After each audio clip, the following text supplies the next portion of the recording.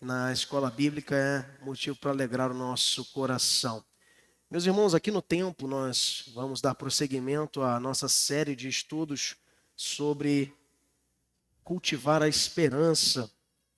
Para você que de repente não acompanhou os estudos anteriores, nós podemos fazer um rápido resumo para que compreendamos de uma forma mais aprofundada qual tem sido o principal objetivo dessa primeira etapa do nosso estudo. Essa revista que estamos estudando, que inclusive ainda está disponível para novos pedidos, caso você tenha interesse, nós também podemos fornecê-la a você no formato digital, para você que já se acostumou com essa tecnologia. E o nosso objetivo, queridos, ao apresentarmos as duas cartas de Pedro, que são cartas gerais ou cartas pastorais, que o apóstolo Pedro escreve num contexto onde os cristãos da dispersão, isto é, judeus convertidos que, saindo de Jerusalém pelas perseguições começadas após o martírio de Estevão, em Atos capítulos 7 e 8, você vai observar um mover da igreja para esconder-se, ou mesmo para sair do foco da perseguição, para melhor dizer. E ali, embora tenha usado esse termo, escondidos, mas estavam ali pregando a palavra de Deus com muito afinco. Você vê isso no exemplo de Filipe em Samaria, com muitos sinais e prodígios, pregando em tempo e fora de tempo, aproveitando de maneira estratégica as oportunidades que o Senhor concedeu, como diante daquele eunuco da rainha Candace. Então, usando da orientação do Espírito Santo, esses irmãos, embora sendo ameaçados, embora sendo contristados pelas duras perseguições que se iniciaram, primeiro por parte dos próprios judeus, depois por parte do Império Romano, eles continuassem firmes. E essa é a mensagem que Pedro traz ao coração de seus ouvintes, inicialmente, para fortalecer-lhes o coração, para suportarem estas perseguições e não abandonarem a sua fé. Mas é curioso que ele começa abordando diversos temas importantes sobre o exercício espiritual, sobre a devoção pessoal, também coletiva enquanto igreja, e vai aprofundando agora para um ponto de vista mais prático, como nós vimos na semana passada, completando-se no estudo de hoje também, quando ele vai falar sobre esta questão mais prática da vida do lar, da vida comum de um casal, da vida comum de uma família. Na semana passada vimos essa plataforma da submissão sendo apresentada pelo apóstolo no contexto da cidadania, no contexto do comportamento em relação às autoridades constituídas, no contexto do exercício profissional. Muitas vezes nós pensamos que nós vamos adquirir o selo de bom cristão ou de bons cristãos apenas pelo fato de frequentarmos a EBD, de frequentarmos os cultos, de sermos fiéis nas nossas contribuições na igreja do Senhor. São elementos importantes e não podem ser menosprezados. Mas Pedro apresenta-nos aqui numa mensagem que ecoa com a mensagem de Cristo para um tipo de comportamento cristão que não se restringe à vivência religiosa do templo, mas extravasa para todas as relações as quais o crente comunga ou experimenta. E ele começa falando sobre a cidadania, depois fala sobre o trabalho e finalmente também nos apresenta nosso comportamento na sociedade e agora no lar. Como no texto que nós lemos, eu queria chamar sua atenção para ele novamente, na primeira carta de Pedro, capítulo 3, nos versos de 1 a 7, que nós lemos há pouco e que eu vou só repetir para que fique bem fixado na nossa mente e possamos acompanhar com ainda mais atenção. Primeira carta de Pedro, capítulo 3, versos de 1 a 7. Mulheres, sede vós igualmente submissas a vosso próprio marido, para que, se ele ainda não obedece à palavra, seja ganho sem palavra alguma, por meio do procedimento de sua esposa.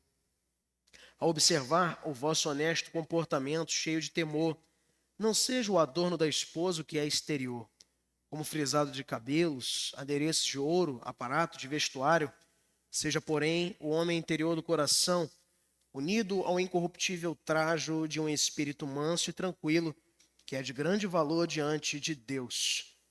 Pois foi assim também que a si mesmas se ataviaram outrora as santas mulheres que esperavam em Deus, estando submissas a seu próprio marido, como fazia Sara, que obedeceu a Abraão, chamando-lhe Senhor, na qual vós vos tornastes filhas, praticando o bem e não temendo perturbação alguma.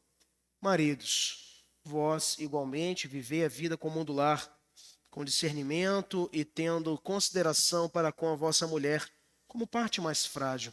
Tratai-a com dignidade, porque sois juntamente herdeiros da mesma graça de vida, para que não se interrompam as vossas orações.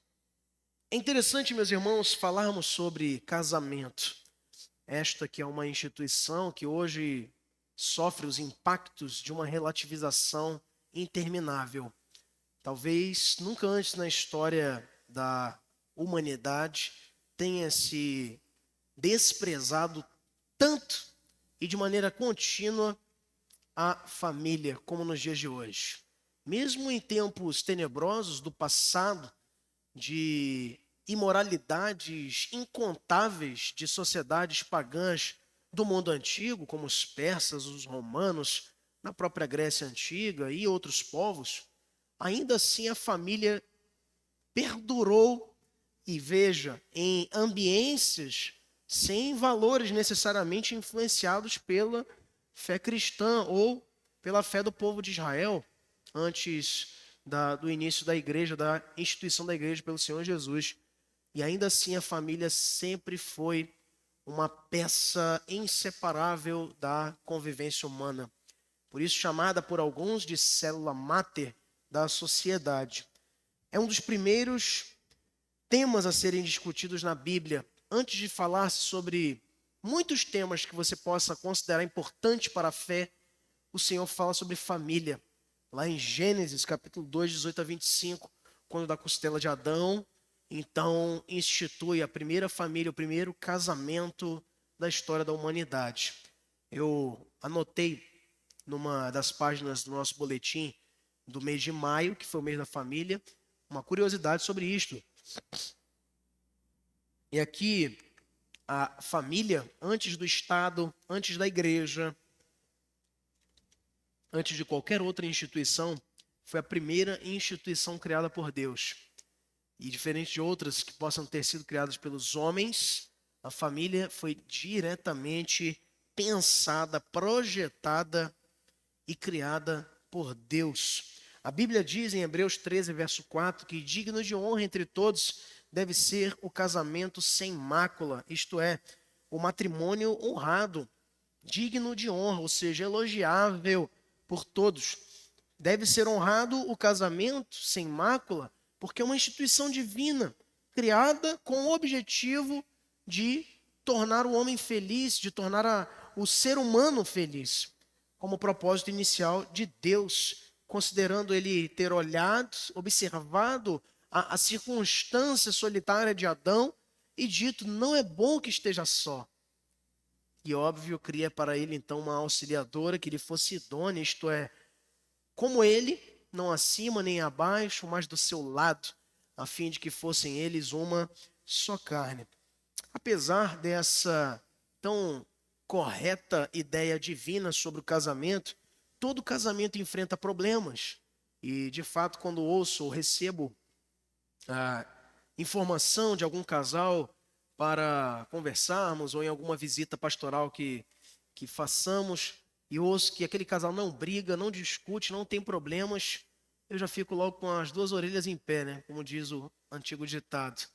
Porque casamento tem discussão, casamento tem desentendimento, mas a beleza dele não está no fato de que tem problemas, mas no fato de que apesar desses problemas, prosseguem ambos superando suas diferenças com um bem comum, vislumbrando com mais nitidez o que os une em detrimento ao que pudesse eventualmente os separar, considerando a natureza indissolúvel desta união criada por Deus.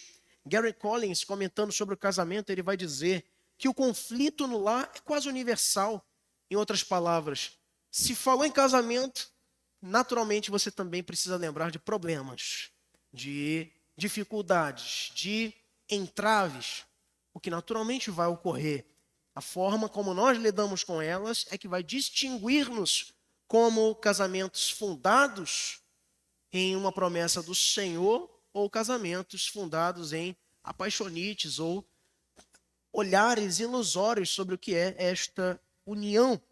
Ele continua dizendo, antes do casamento, as pessoas se amam, tendem a enfatizar suas semelhanças e a negligenciar suas diferenças. É fato, um casal de namorados ignora todos os defeitos. Parece que eles vão surgir com muito mais destaque depois que esse namoro encerra-se para o começo do casamento. Existe quase sempre a crença, continua dizendo Gary Collins, que é um especialista sobre casamento cristão.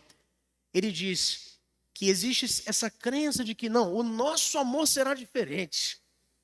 Pessoas têm lidado com problemas, nós não, porque nós nos amamos como na Disney.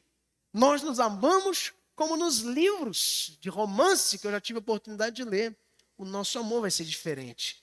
Aí as tensões crescem e aparecem quando duas pessoas que vieram de ambientes diversos, de formações distintas, começam a viver mais juntas, com mais intimidade, em todos os níveis de relação.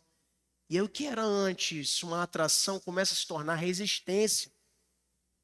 Todo casal briga, toda família tem problemas. Quando olhamos para famílias da Bíblia, para nos referenciarmos em bons exemplos, você pode até se surpreender e ver problemas no casamento de Abraão e Sara, ver problemas no casamento de Ló, de Jacó, de Sansão, Jó, Davi, e os grandes heróis da fé, com problemas dentro de casa, problemas de casamento, problemas do dia a dia. Mas Deus não nos promete, na própria vida cristã, e muito menos no casamento, uma vida sem problemas, uma vida isenta de problemas. Nos promete, entretanto, suporte, consolo e direção na sua palavra, para que diante desses problemas possamos lidar com sabedoria, superando-os no nome do Senhor Jesus. Deus deseja profundamente que os nossos problemas sejam resolvidos, não só na esfera do matrimônio, como também em todas as áreas da nossa vida. O apóstolo Pedro aqui nos orienta quanto aos papéis do marido, quanto ao papel da mulher, nos ensinando que ser cristão em casa e nos relacionamentos também precisa ser uma prioridade. Nós vimos na semana passada com o diácono Edson a importância da submissão às autoridades.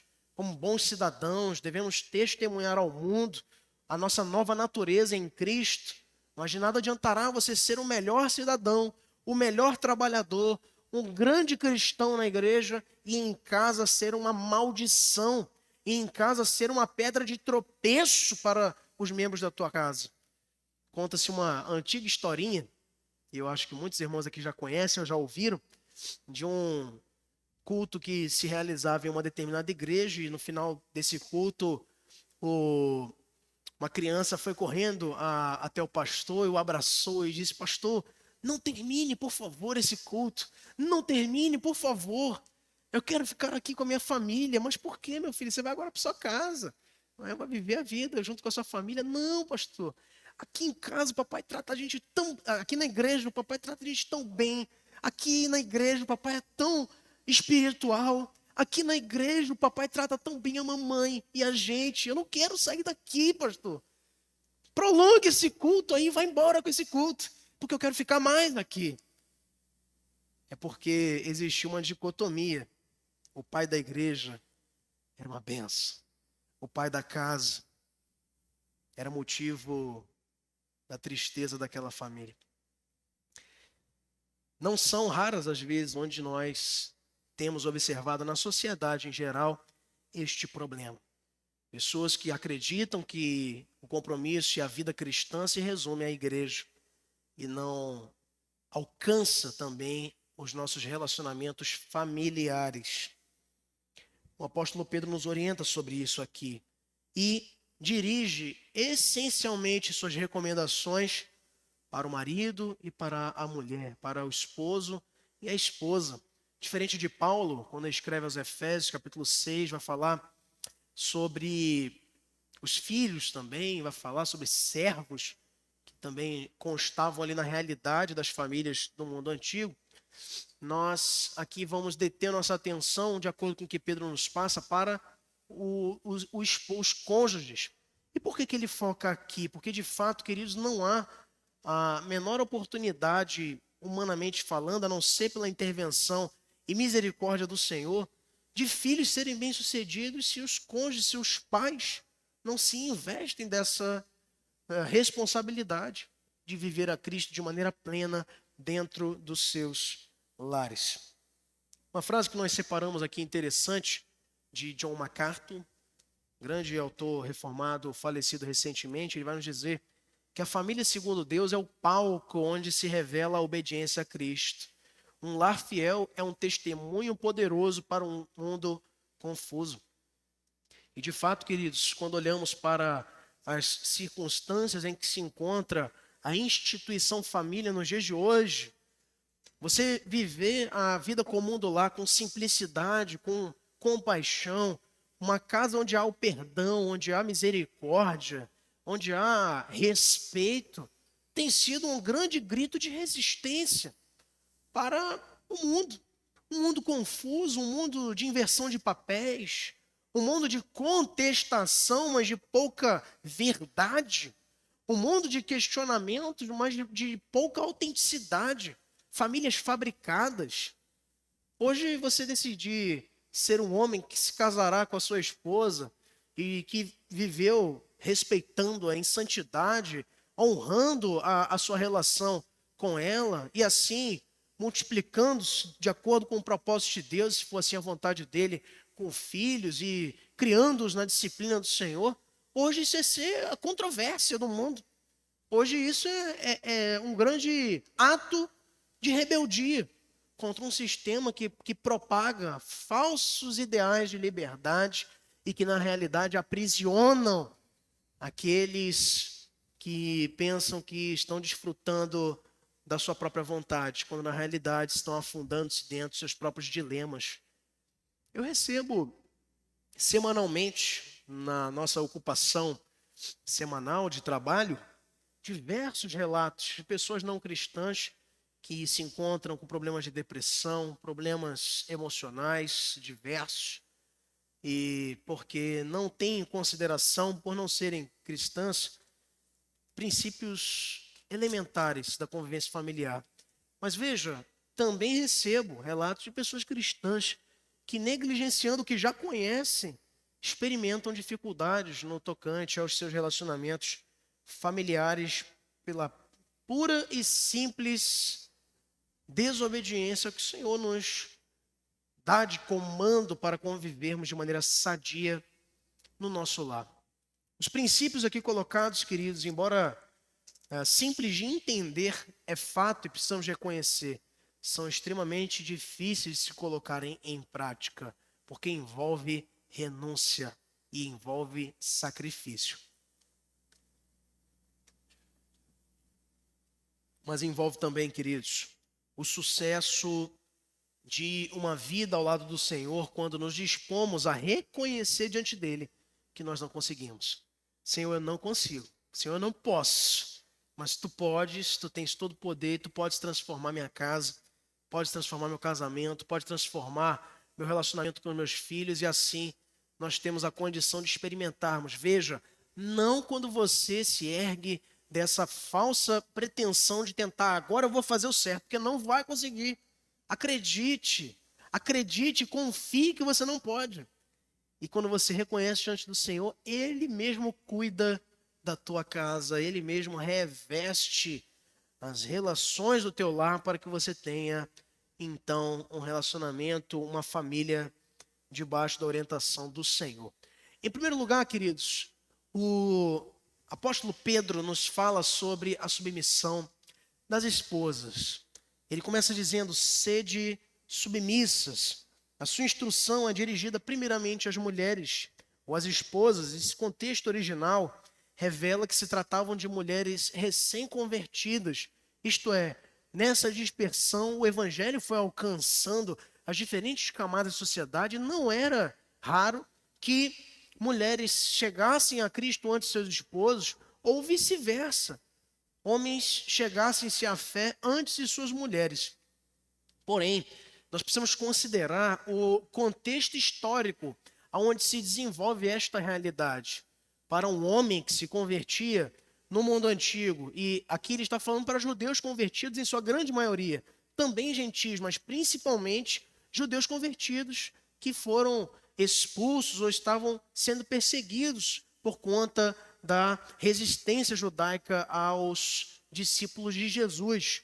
Então observe que os homens, por serem judeus e na constância de uma sociedade que de fato entendia de uma maneira muito opressora o relacionamento da autoridade familiar do homem, e não no sacrifício, nessa veia jamais aliancista, cristã, que você observa, não somente no ensino de Cristo, como também nos principais homens da história da palavra de Deus, mas que não era a realidade social do tempo de Jesus.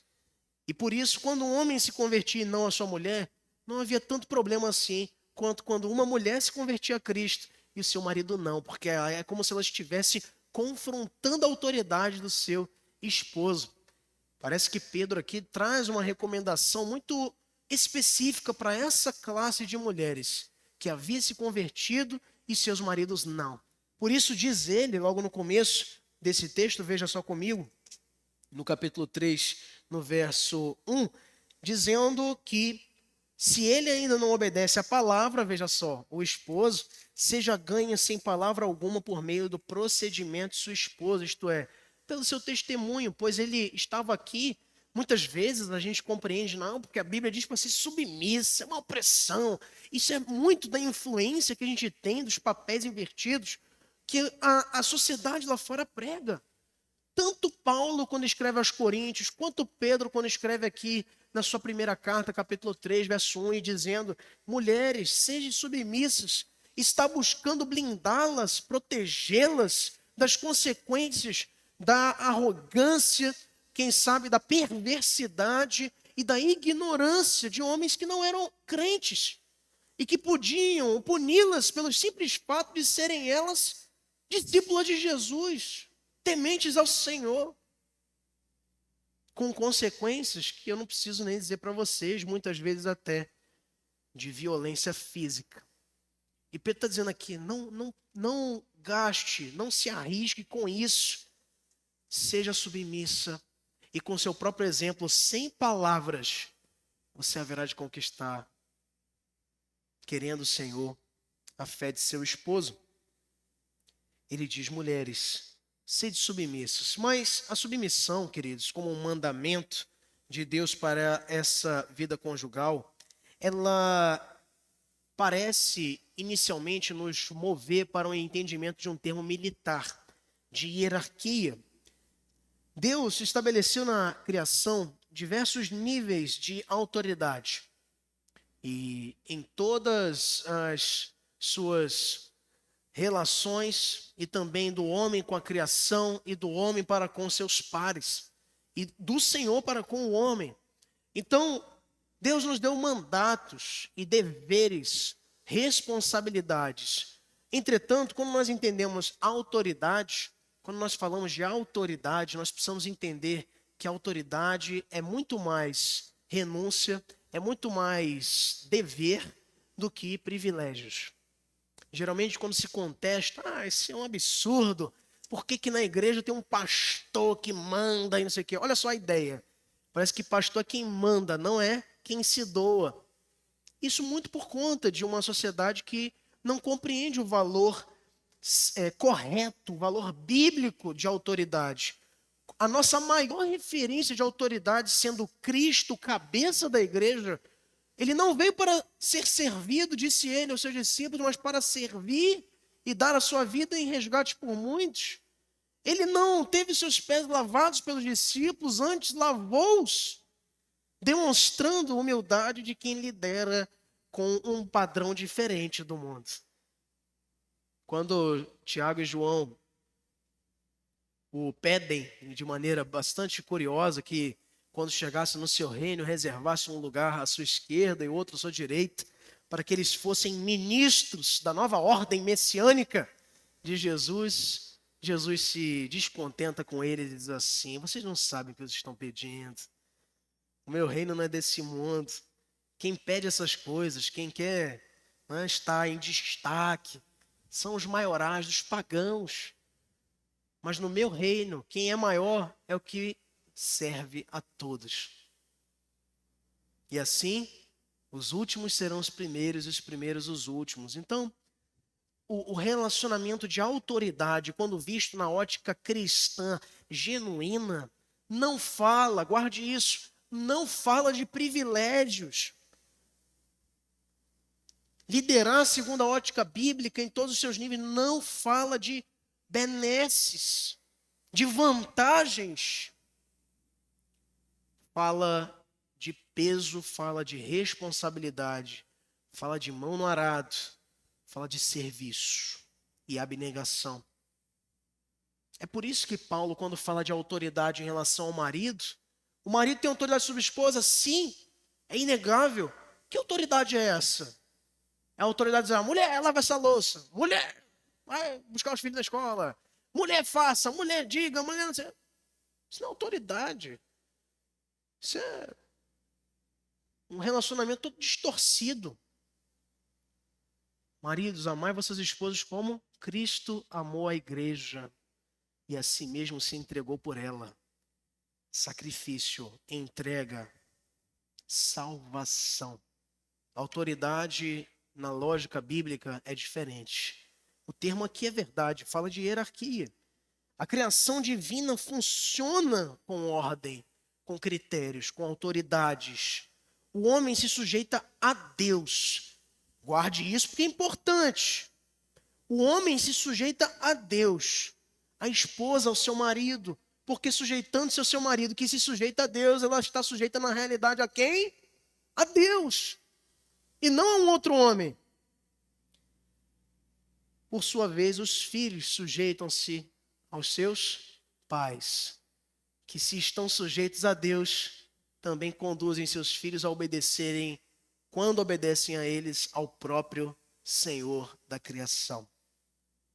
O marido foi colocado como cabeça do lar, e isso não deve ser compreendido como, acabei de dizer, privilégio, na realidade, um grande sacrifício. Para quem compreende o que isto significa, a esposa lhe deve submissão pela missão que lhe foi ofertada. Não há submissão, ou seja, mesmo caminhar, a mesma direção, a mesma missão comprada e partilhada entre os membros de uma família, se não há missão nenhuma. Como posso eu requerer da minha esposa submissão se não tenho oferecido a ela nenhuma missão, nenhum propósito, nenhuma direção, nenhum caminho a ser seguido? Vemos famílias inteiras indo para a ruína por não entenderem essas premissas básicas e a colocarem em prática com a ajuda do Senhor. Não há submissão sem missão. É preciso que nós entendamos isso. Mas olha, a submissão, como vimos na semana passada com o diácono Edson Baldez, não é um requisito específico da mulher. Ah, pastor, o problema da Bíblia é esse. É se você não a lê completamente. É se você só escolhe uns textos assim, sabe? E não se aprofunda nela. Porque submissão não diz respeito à mulher. Submissão diz respeito a todo crente. E a mulher como crente também. Mas não somente. Veja o que nos diz Paulo em Efésios 5, 18 a 21. E não vos embriagueis com o vinho no qual há dissolução, mas enchei-vos do Espírito, falando entre vós com salmos, entoando e louvando de coração o Senhor com hinos e cânticos espirituais, dando sempre graças por tudo a nosso Deus e Pai, em nome do nosso Senhor Jesus Cristo, sujeitando-vos uns aos outros no temor de Cristo. Em outras palavras, submissão. A submissão mútua ou comunitária é um aspecto inseparável de um verdadeiro cristão. Nosso relacionamento com os outros é pautado pela submissão, como também é com o Senhor. É uma expressão genuína de humildade cristã. Mais à frente, nessa carta de Pedro, capítulo 5, verso 5, ele vai dizer: rogo igualmente aos jovens, sede submissos aos que são os mais velhos. Outro sim, no trato de uns com os outros, cingivos todos de humildade. Cingivos é vestir, bote a roupa da humildade. Porque Deus resiste aos soberbos, contudo, aos humildes concede a sua graça. A mulher, quando ela se porta de maneira submissa no seu lar, nada mais está exalando ou partilhando do que um verdadeiro cristianismo, uma fé não fingida, uma fé autêntica. Ela não se diminui quando se submete, ela mostra que ela reconhece no seu marido o sacrifício, a provisão, a liderança espiritual que Deus requer de cada um de nós, enquanto homens, para o benefício de nossas esposas e de cada membro da nossa família. Agora tem um negócio interessante aqui que é o seguinte: o mandamento é este, e que não é exclusivo da mulher, é para ela dirigido no contexto da família, mas a palavra ainda nos fala sobre a exclusividade. Diz assim, mulheres, lá voltando para 1 Pedro capítulo 3, sede vós igualmente submissas ao vosso próprio marido. Essa submissão muito específica do casamento é para com o seu marido. A mulher não deve submissão, tá? Depois da constância do casamento, para o pai, para qualquer outra pessoa do sexo masculino que não seja o seu marido. Porque deixando ela a casa de seu pai para ser desposada pelo seu marido, agora ela é membro de uma nova família. Como também o homem agora deixa o seu pai e sua mãe, como nos ensina a palavra, para unir-se à sua mulher, e os dois serão então uma só carne. Gente, como há problemas graves enfrentados na constância da união conjugal quando não se compreende essas questões básicas. Famílias que lidam com interferências contínuas de sogro, sogra e vovô, vovó, um monte de gente se intrometendo na vida conjugal que é sublime, é sagrada e é exclusiva. O marido, quando desposa sua noiva e assim se casam, são uma nova família. O resto agora é tudo parente. Família é o esposo, a esposa e os filhos. Quando a gente compreende isso, a gente começa a se blindar, sabe, de interferências que são nocivas e prejudiciais para a constância do matrimônio. A mulher, queridos, ela não se sujeita a qualquer homem. É isso que dizem os que contestam os princípios bíblicos sem antes compreender o que eles significam. Falando muitas vezes bobagens. Eu fico embasbacado com certas declarações de militâncias na internet e por aí vai. Eu muitas vezes tenho até me privado disso aí pela minha própria saúde. Não vale a pena. E recomendo a você que também assim o faça.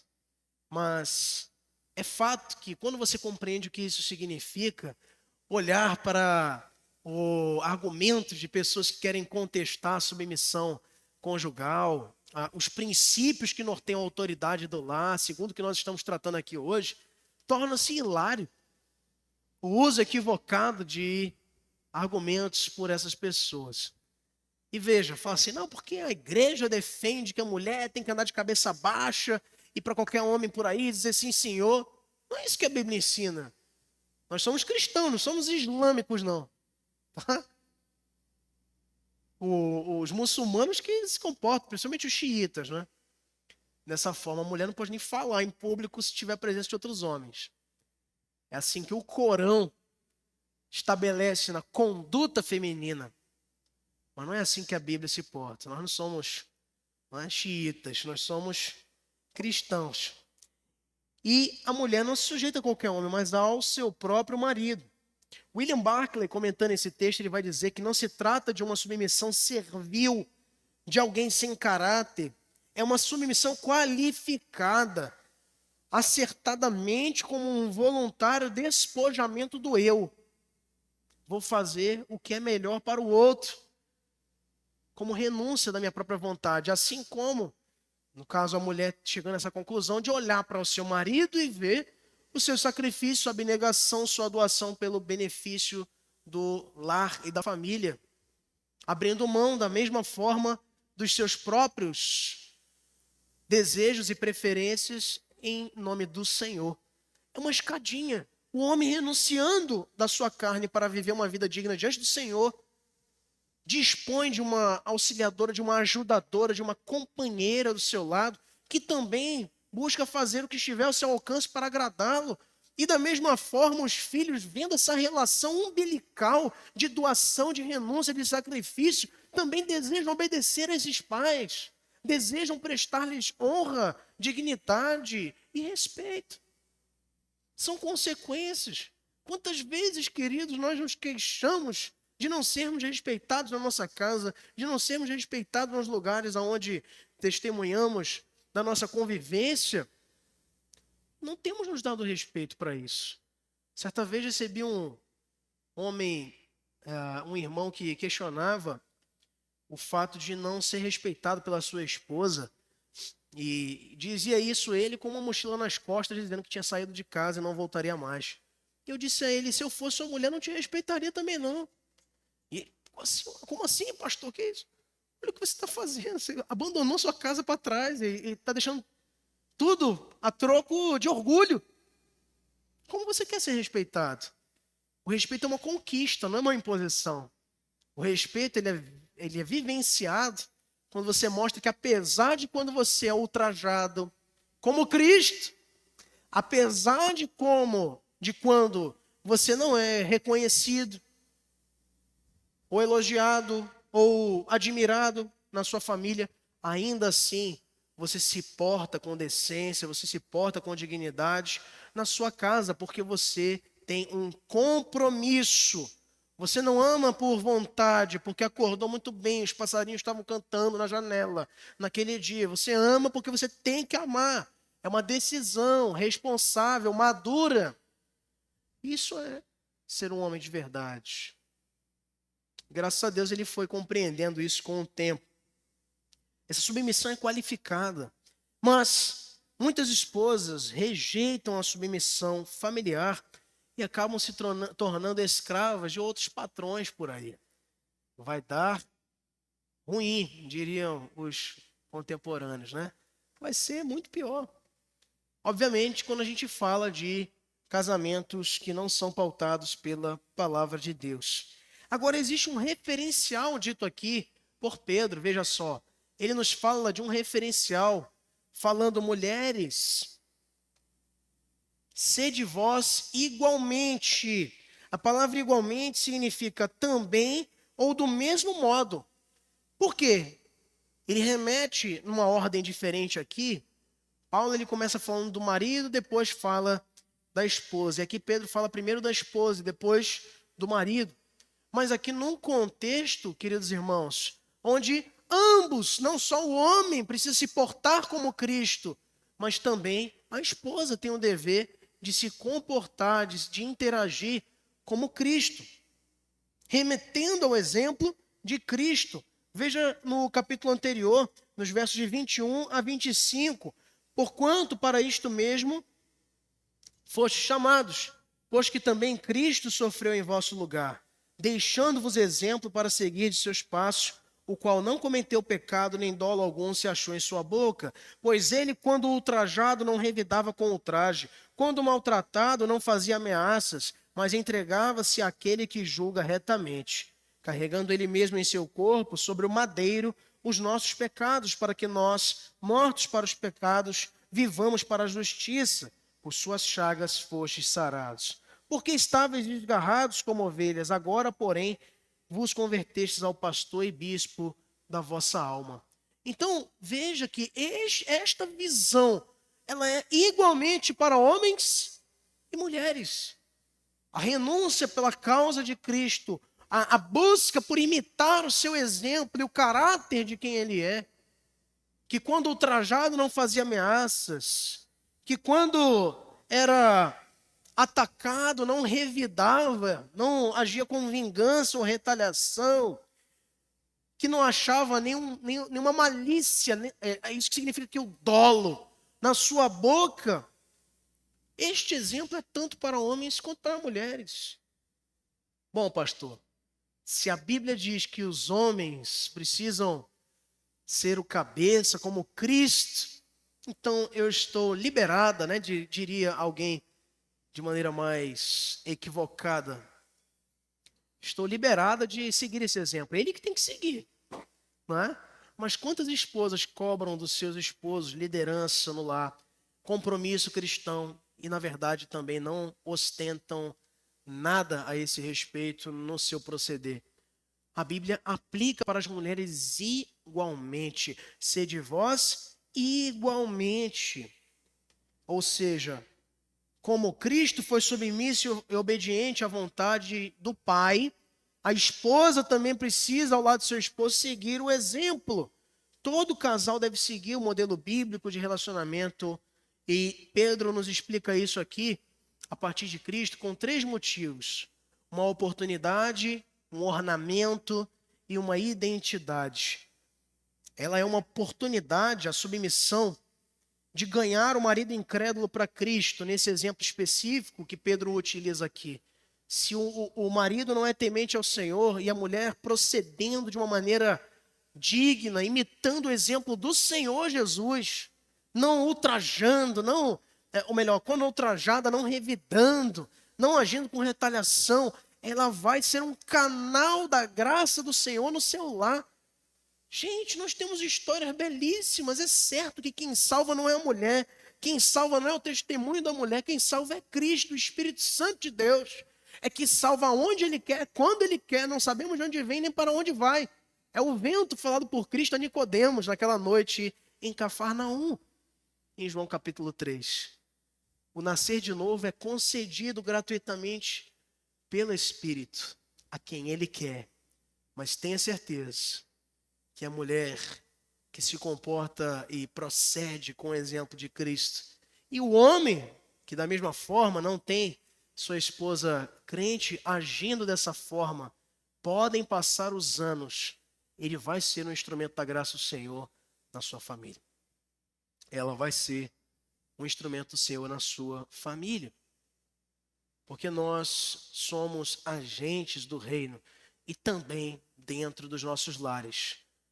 Algumas vezes já me intriguei com a aspiração. Microfone aqui para o presbítero José Osvaldo. Algumas vezes já me intriguei com o anseio, a aspiração de alguns irmãos pela pregação, pela evangelização do nosso bairro, da nossa cidade. E por que me intriguei? Porque alguns desses irmãos têm na sua casa um número sem fim de gente que não segue a Jesus. Às vezes mesmo seus cônjuges. Como posso eu querer salvar o mundo se eu não estou pregando para minha mulher? Se eu não estou pregando para minha mãe? Se eu não estou pregando para os meus parentes? Estão ali pertinho de mim. Nós precisamos entender, como dizia Richard Sproul, R.C. Sproul, nosso primeiro campo missionário é a nossa casa. E se nós perdemos a nossa casa, mesmo que ganhemos o mundo inteiro, nós fracassamos. Você pode ser um canal para conversão de milhares de pessoas, mas se você perdeu o seu lar, você fracassou. Você perdeu a guerra. Pode falar, presbítero Osvaldo. É muito interessante quando alguns que não, principalmente que não são crentes, quando leem essa parte da passagem da carta de Pedro, pulam a palavra igualmente ou simplesmente não tentam fazer nenhuma interpretação simplesmente pela presença da palavra. Muito bem dito, que significa igualdade e igualitário, né? É uma via de mão dupla, significa recíproca é verdadeira. Então, se a mulher é submissa a seu esposo e ele tem que ter um comportamento espelhado em Cristo, essa recíproca também tem que ser verdadeira. O marido precisa ser submisso à esposa também. E lá embaixo, ele repete a palavra igualmente. Então, não tem como escapar. É uma via de mão dupla. Eu sou submisso à minha esposa. A minha esposa é submissa a mim. E ambos somos submissos a Cristo. Agora, é óbvio que dentro dos papéis conjugais, a, a formação, a configuração, e isso é psicológico, orgânico, físico, biológico, Deus concedeu ao homem para liderar, para proteger, para prover e para blindar a sua casa.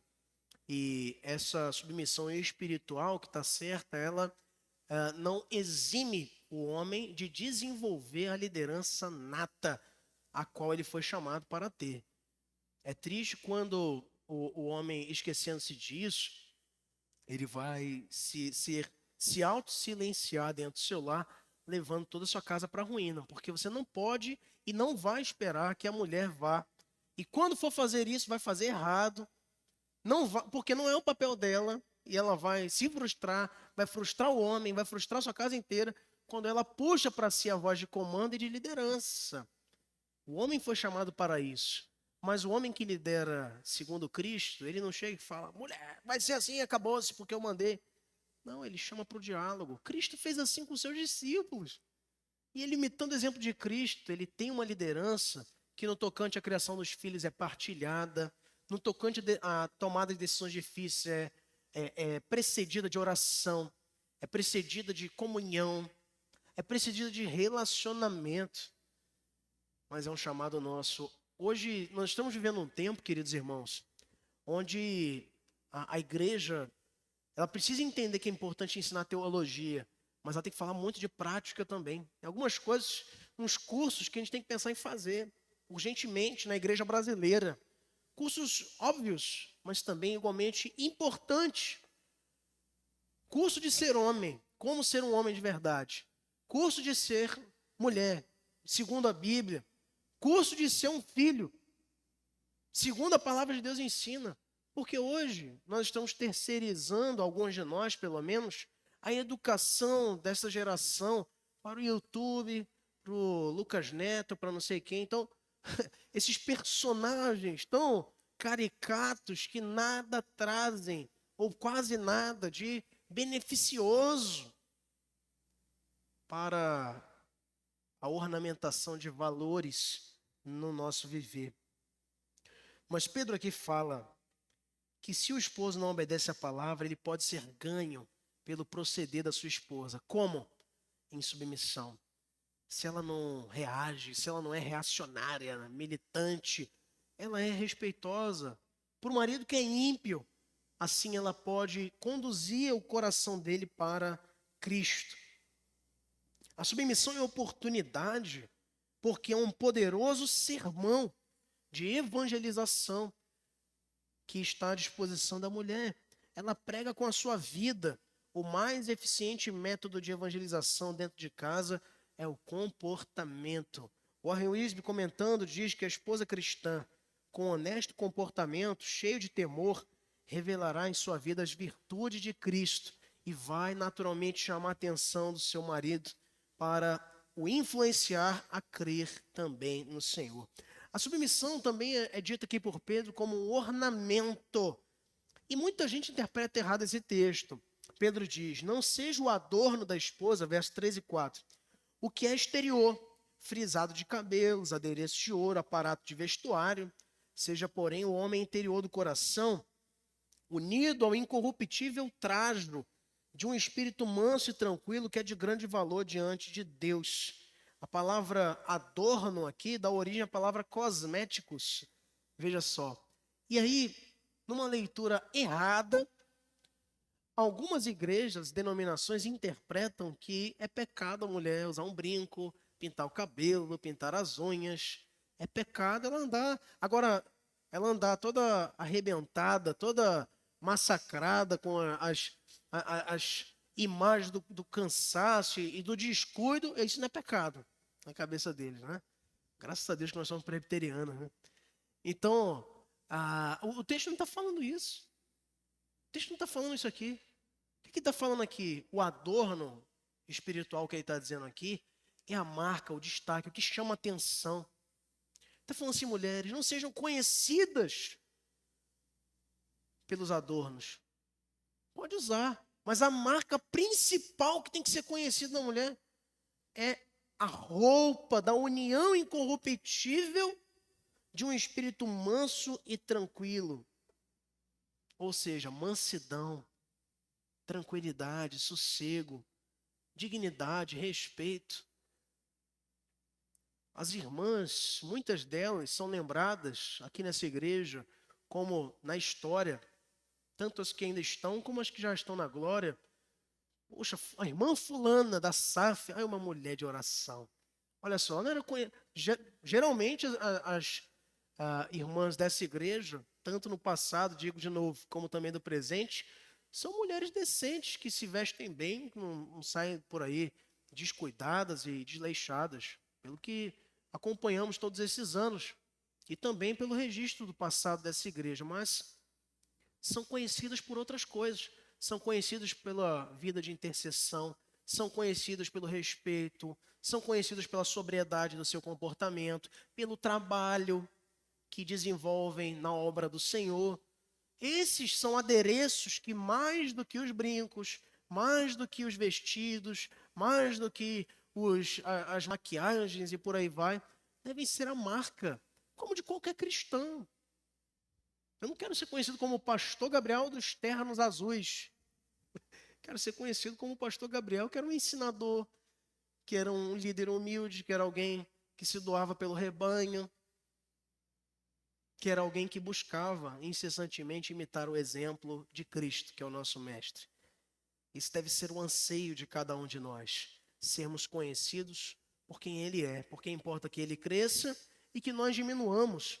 E por isso, o nosso objetivo enquanto crentes, tanto homens quanto mulheres, deve ser nos adornarmos com o fruto do Espírito Santo e cada um dos seus elementos demonstradores desse fruto: longanimidade, mansidão, domínio próprio, benignidade, perdão.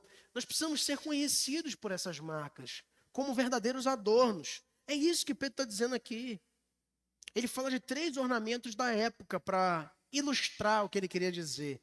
Fala aqui do modelo de penteado, por isso adereços de cabelo, né? Fala de joias de ouro, de roupas finas. Ele não combate o uso aqui, ele está falando de excesso. E ele está falando de marca.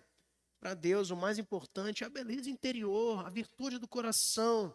Isso não quer dizer que a mulher não deva se cuidar, deve.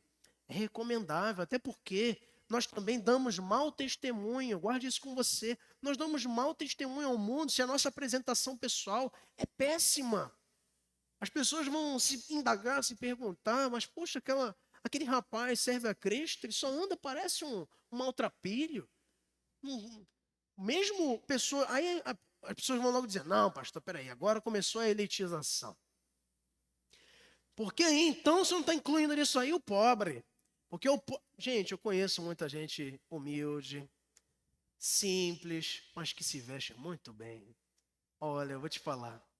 Assim como eu conheço gente que tem muita condição e que não tem um mínimo de bom senso, né? De espelho. Parece que não tem espelho em casa. Então isso não quer dizer muita coisa. Como eu conheço gente simples, de família que luta para sobreviver, salário mínimo e tudo, que a casinha dessa pessoa é jeitosa, é arrumadinha, uma beleza, agradável. Como eu conheço gente que tem condições, a casa é péssima, desconfortável, desagradável. Então uma coisa não tem a ver com a outra. A nossa ornamentação, entretanto, diz aqui Pedro, não deve ser excessiva, deve ser equilibrada. Não é? Nós precisamos pensar o seguinte, não só as mulheres, todo crente. Você vai sair para um culto, você vai sair para o trabalho, você vai sair para algum lugar onde você continua sendo ali um agente de Cristo. As pessoas vão prestar mais atenção no que você está vestindo ou em quem você é? Essa deve ser uma reflexão que nós temos. Então, a submissão aqui, especificamente falado por Pedro, é também um ornamento. E também revela identidade. Ele diz, finalmente, no versos 5 e 6, pois foi assim que a si mesmas se ataviaram outrora as santas mulheres que esperavam em Deus, estando submissas a seu próprio marido, como fazia Sara, que obedeceu a Abraão, chamando-lhe Senhor, do qual vós vos tornastes filhas, praticando o bem e não temendo perturbação alguma. Pedro aponta Sara como a mãe espiritual de todas as mulheres cristãs, chamando da qual vos tornastes filhas. As filhas de Sara devem ser submissas aos seus maridos, sem medo, sem ansiedade, porque o próprio Deus tem cuidado delas, mesmo em circunstâncias quando o marido não é crente. Por isso, a mulher, ela tem também a submissão como uma identidade, pois agindo assim, ela se torna uma filha de Sara. Em segundo lugar, meus irmãos, segundo e último lugar, nós vemos aqui também um lembrete, recomendações sendo dirigidas aos maridos. No verso 7, ele nos diz assim: maridos, vós, igualmente, vivei a vida comum do lar com discernimento e tendo em consideração para com a vossa mulher como parte mais frágil. Tratai-a com dignidade, porque sois juntamente herdeiros da mesma graça de vida, para que não se interrompam as vossas orações. Aqui ele fala de alguns aspectos importantes. O primeiro é a convivência e a coabitação. O casamento vai além de abraços apaixonados. A nossa lição destaca aqui que Pedro ele segue esse mesmo tema, embora ele omita aqui o termo submeter-se, submissão para os maridos, mas ele usa o verbo convivência e coabitação. Porque o marido deve viver o dia a dia da casa, na companhia da sua esposa. Essa frase, o casamento vai além de abraços apaixonados, é aqui uma remissão a Joyce Brothers, que diz: o casamento não é apenas comunhão espiritual e abraços apaixonados. O casamento também consiste de 3 refeições ao dia e da retirada do lixo. É fato. Gente, que casamento é esse? Que o marido não troca uma lâmpada, não faz nada, é uma vergonha. Tirando situações específicas onde há impedimento físico, por uma doença, alguma coisa, o marido ele tem que se vestir de marido. Hoje tem pela rotina escravizante de um capitalismo desequilibrado, que muitas vezes é observado nas relações humanas. Eu não estou falando necessariamente que contra a forma, né, de obtenção da renda que nós temos vigente, que foi o modelo que deu mais certo, entre aspas. Mas questionando aqui o excesso. O marido que muitas vezes não consegue nem, durante uma semana, ver sua mulher, seus filhos, é só trabalho, trabalho e trabalho. E o que vai adiantar isso no final? De nada. Louco! Hoje mesmo te pedirão tua alma e o que terás para dar. Jesus confrontando aquele jovem rico. Nós precisamos compreender, queridos, que a convivência do lar é preciosa. As refeições que fazemos juntos, os afazeres, a partilha. O marido é convidado a isso aqui por Pedro. Ele precisa entender que o casamento é união, convivência de pessoas que são diferentes. O marido é como um supridor das necessidades da esposa e também da casa. Não adianta ele dizer: não, mas eu trato muito bem minha mulher, mas o lixo fica acumulado. A lâmpada que queima fica 6 meses para ser trocada. A gente brinca também que o tempo da mulher é sempre diferente do homem, né? Então, geralmente, quando ela diz: meu bem, você lava uma louça para mim, aí ele diz: já vou. E esse já vou, a mulher precisa compreender que é um período compreendido entre 1 minuto e 1 ano. Então, já vou está dentro disso. Só que ela não entende, ela quer que seja imediato, né? E muitas vezes, né, ela fala assim: meu bem, lave uma loucinha para mim. Aí, quando ele está levantando do sofá, ela já vai correndo na frente, aí chega lá na frente e fala assim: ah, deixa que eu faço sozinha. Não precisa. Não deu nem tempo dele fazer, né? Então, brincadeiras à parte, queridos. O O homem tem que se envolver nessas coisas. Gente, a gente está trocando as prioridades. Como eu vejo um homem que vai buscar o patrão em casa. Eu conheço gente assim. O cara que vai levar o carro do patrão para lavar. O cara vai buscar os filhos do patrão na escola. Tem gente que é assim.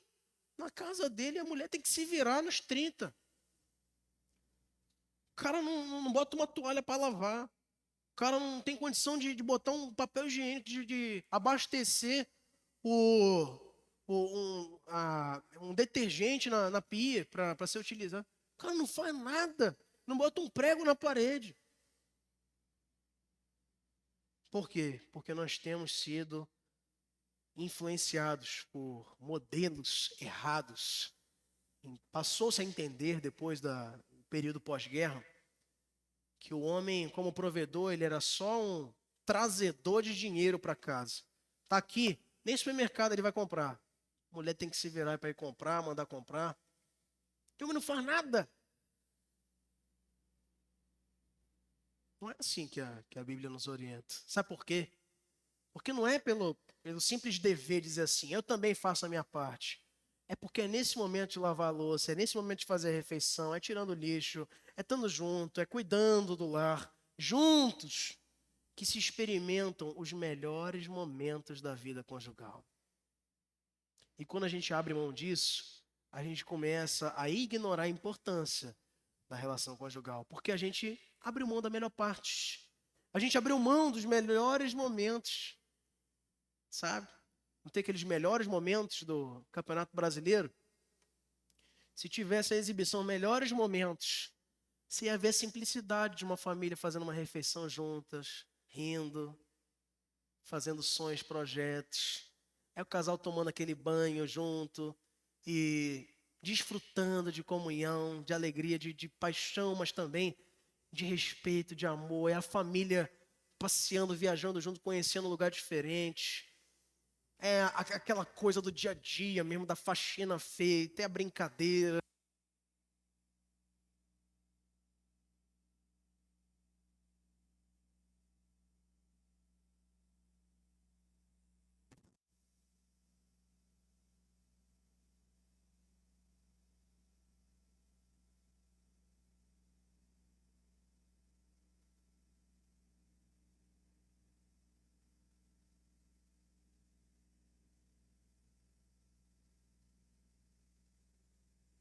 Então, esses momentos, quando negligenciados, queridos, vão conduzir uma concepção errada sobre o que é o casamento.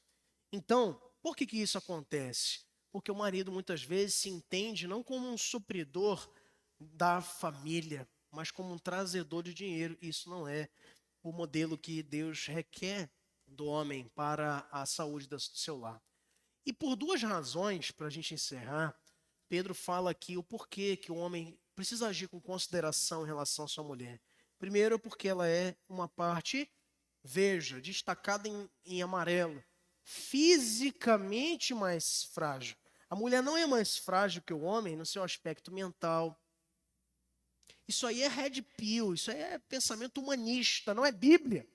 Tem um movimento de homens que quer defender a autoridade do homem, mas não baseado no que Cristo legou com seu próprio exemplo para com a igreja, baseado em estudos apócrifos e errados, absurdos, ditos como se a mulher não tivesse capacidades mentais. A mulher não é inferior ao homem mentalmente. Ela não é inferior ao homem emocionalmente. Ela não é inferior ao homem espiritualmente. Mas eu achei interessante que o autor da lição colocou aqui: salvo exceções, porque acontece, tá? Salvo exceções, o homem fisicamente é a parte mais forte do casal. Salvo exceções. Às vezes acontece, não é? Por uma questão biológica, genética, o homem é mais fraquinho. Às vezes a mulher tem mais capacidade de... Mas isso aí é raríssima exceção. Não é? Quem troca o gás, quem vai levantar o peso, quem vai arrastar os móveis, via de regra, o homem. É o homem, gente. Você vai ver na construção civil, você vai ver no campo de batalha, em guerras. É o homem foi feito com essa estrutura física que lhe permite, de maneira hormonal, de maneira física, lidar com certas exigências mais do que a mulher, naturalmente. E por isso, ele primeiro precisa ter consideração com sua esposa por conta disso. O marido deve cuidar da sua esposa com carinho e gentileza por conta dessa fragilidade, protegendo-a. Eu digo sempre que isso é um fato, tá? E bíblico, mas também lógico, que a mulher não procura no homem beleza. Isso aí é um mito totalmente superado. A mulher, o homem é um bonito, um galã. Os galãs da Amazônia, né? Não tem. A mulher não está procurando galã, ela está procurando um homem com H, né? Não nem Mato Grosso, né? Está procurando um homem de verdade. Um homem que assuma responsabilidades, que seja alguém confiável, leal, verdadeiro, alguém onde ela possa se sentir segura. A mulher, ela quer estar ao lado de um homem que lhe proteja. Tem uns homens hoje que são uns franguinhos, que são uns covardes. Né? A gente vê vídeos aí todo dia, gente. É brincadeira, cara. O cara vem para assaltar o casal, o camarada bateu canela, a mulher fica lá abandonada, rapaz. Isso é uma humanidade Nutella, uma hombridade falsa que tem se produzido aos montes aí nos dias de hoje. E exatamente por falta de referenciais. Mas nem isso vai ser uma desculpa para que você diga: não, Senhor, eu não fui um homem como deveria ser porque meu pai não foi, porque na igreja eu não encontrei, de repente, bons referenciais. Nosso referencial não é humano. Referencial de abnegação, proteção e segurança que um homem tem que trazer para sua mulher está em Cristo, está no Senhor. E esse referencial está à nossa disposição na sua santa palavra. O homem precisa suprir as necessidades de sua mulher, física, sexuais, emocionais e espirituais. O homem que é muito bom no tocante a aquecer relação, mas ele não ora com a sua família, ele está falhando. O homem que é muito devotado, o homem que sempre leva a sua família para mais perto de Deus, mas a mulher está querendo namorar e o cara o tempo todo inventa história, está falhando na sua missão, porque tem que suprir a sua esposa. O homem que é muito bom no aspecto sexual, ele é maravilhoso espiritualmente falando, mas ele não senta para ouvir a sua mulher, ele não a ajuda emocionalmente, está falhando. Porque ele tem que ser suporte, ele tem que suprir o seu lar e a sua esposa. Segundo, a mulher, embora frágil fisicamente em relação ao homem, ela é igual ao homem no tocante à vida espiritual. Homem e mulher são iguais em Cristo. Em Gálatas 3:28 é o que ele diz: não nós, homem, mulher, escravo, nem livre, nem grego, nem bárbaros, todos somos um em Cristo. O marido, portanto, deve respeitar a sua esposa, considerar a sua esposa, tratar a sua esposa com honra e dignidade, porque diante de Cristo eles são um. Não existe essa falsa observação de que o homem está mais perto de Deus do que... Não existe isso. Isso não é bíblico, isso é heresia. A mulher, diante dos olhos do Senhor, ela não é maior do que o homem, nem menor que ele. Ela é digna da mesma graça, da mesma salvação, porque não foi nem ela que conquistou isto, mas Cristo em seu lugar, como também do homem. Por isso, nós somos igualmente miseráveis, né? E igualmente alcançados pela graça que nos foi concedida no Senhor.